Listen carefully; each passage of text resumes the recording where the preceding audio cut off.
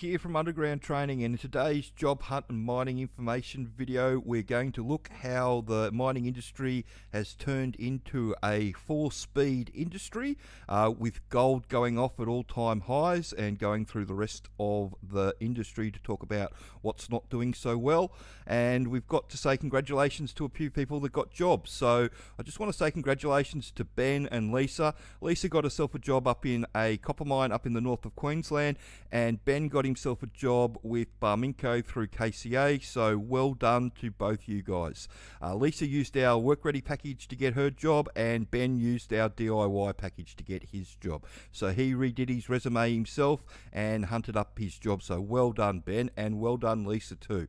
Let's move over and have a look at what's going on in the industry, and we've got a record gold price at the moment. So it's well over $3,600 US, and it's up around that 5,500 Australian mark, which is a record price, and which means it's going gangbusters everywhere, and all these gold and copper mines around the country are all looking for lots and lots of people.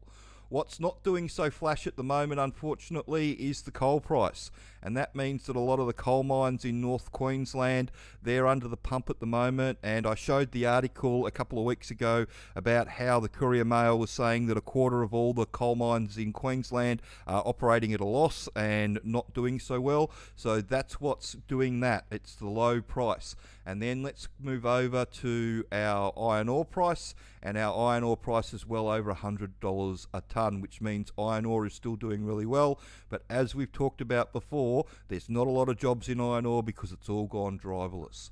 So if we go over and we have a look at the video that we're going to have a look at, this is from Perth Now, and it's about the sand mine, or Iluka Resources mine at the sands mine north of Perth that's been put on hold. So the first half of the video is about that, and the second half of the video is about what's going on in the industry. Why is it important to talk about what's going on with this mine shutting down? Is because there's going to be between 150 and 200 experienced surface operators that are all used to doing all this stuff put on the market.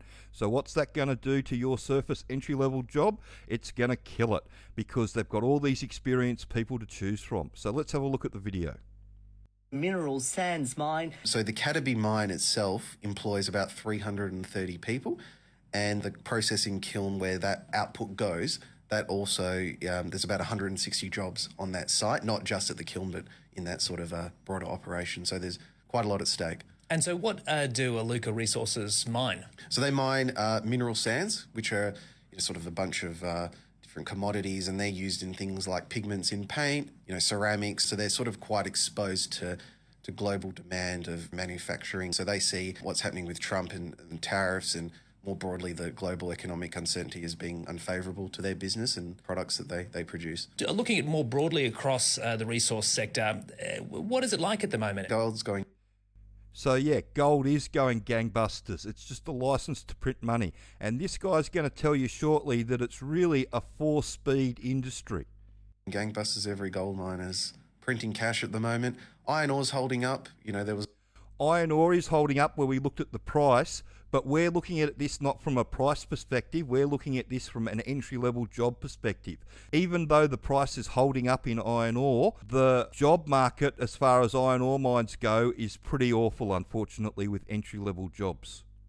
There's a lot of doom and gloom that it would go, to $80 a tonne, $60 a tonne, but it's held up around 100.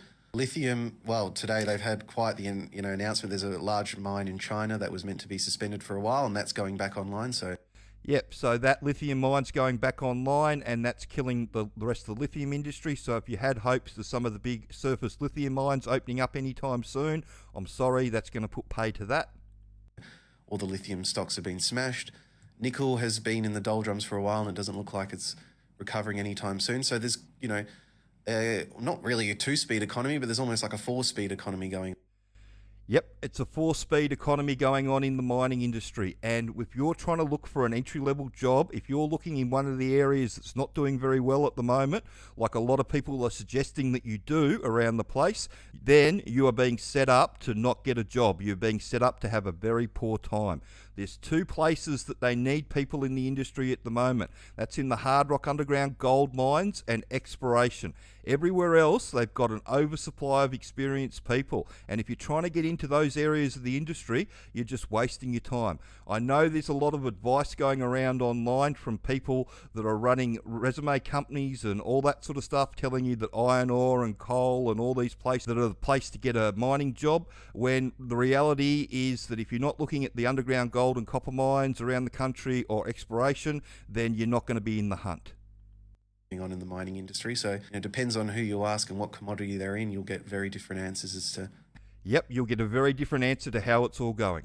how it's all going. Iluka's going to keep a lot of their in-house workers on because they've got a rare earths refinery. So that's that one. Lucas going to keep on a lot of their permanent staff, but all the contractors that are working up there, which everybody in the pit, my understanding is the majority of those people are all working for a contractor, they'll all be put out.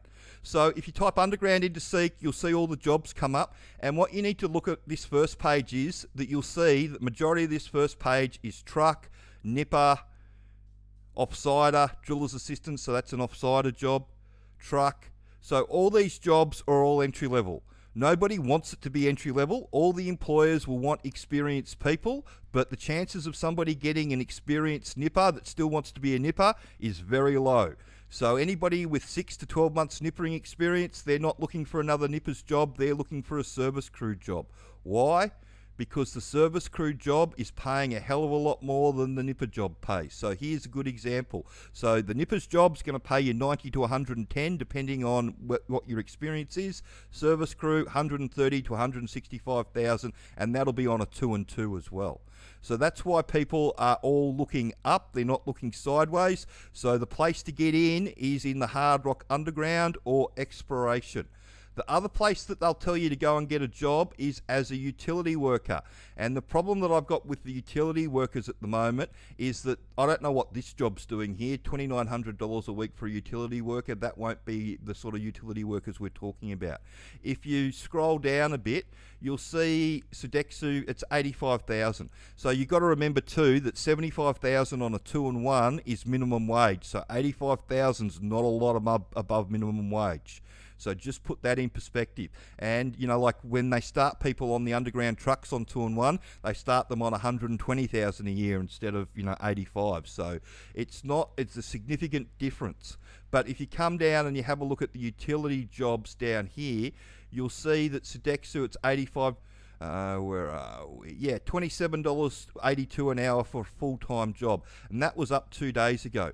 They wouldn't be putting this job out unless they had a line around the corner of people applying for work at that rate. And why they've got a line around the corner of people applying for work at that rate is because the utility companies have all cottoned on to the fact that they can use overseas workers, so working holiday visa people for all these jobs. What's the advantage of the utility company using overseas workers for these utility jobs is that most of the people that apply for these utility jobs, they're all using the system that the resume writing companies tell you to use, get your foot in the door with a utility job and then move into a mining production job. That's the problem that the utility workers bosses have, is that if they pick up Australians, everybody's trying to get a mining production job out of the utility job. If they pick up working holiday visas, a lot of those people are still trying to do that, but they're not going to be able to do that because the employer that's running the production mining side of things, they don't want working holiday visas. They want citizens or permanent residents because they want ongoing workers that are still going to be there in 3, 4, 5 years' time. So what ends up happening is the working holiday visa person, they're quite happy to do the job. Whereas the Australian, once they work out that they can't go and get a production mining job, they normally quit and the utility company is left looking for another person. Whereas if they use the working holiday visa people, they've got 1,000 new people every week coming into the country that they can choose from. And that's why the pay is where it's at. and that's why I would not recommend, if you're a citizen or a permanent resident trying to get a utility job, I would recommend that you do our training. So our DIY like Ben did, or the Workready like Lisa did. Educate yourself and then apply for one of these many underground jobs that are out there, because there are lots and everybody's having to put people on. Nobody wants to, but everybody's got to, and the easiest way to make yourself an easy win for these employers is to show them that you know how it all works. When you can walk into an interview for burn cut as a nipper and you can talk to them about refuge chambers and stench gas and cap lamp signals and tell them what a heading and what a stope is and how you're going to run around as a nipper and load everything up and what you've got to do as a nipper and all that sort of stuff, it just puts you 6 to 8 weeks ahead of everybody else that they're interviewing for these jobs. And that's how people get work through us. So I hope you found that information helpful today. There's lots of work all over the place in the hard rock underground side of things. Like the video says, it really is a 4-speed economy at the moment as far as mining goes. Gold's going gangbusters, and you've probably got everything else in varying degrees. So depending on where you're trying to get in will make a huge difference to how you actually get your first mining job, or whether you get your first mining job or not. I hope you found that information helpful. If you're trying to get into the industry and you want to check out the training, you can check it out at undergroundtraining.com.au, or if you want to talk to me and have a bit of a chat about how we can help you get into the industry, the phone number's at the end of the video.